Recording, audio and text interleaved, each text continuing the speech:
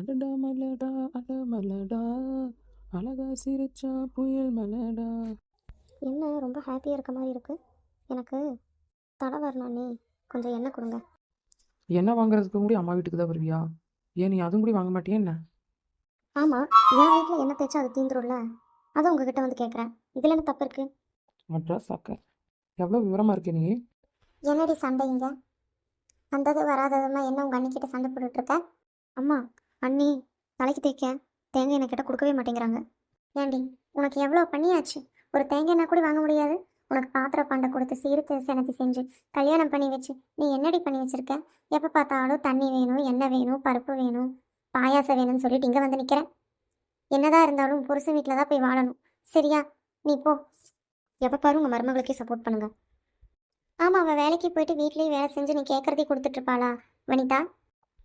Address சாக்க நிறுத்திக்கோங்க அண்ணி, போதும். போகிறம்மா. ரொம்ப கொடுத்தா இனி கேட்டுகிட்டே இருப்பா இவன். இப்படிதான் பண்ணணும் உங்களுக்கு. ஆமாப்பா,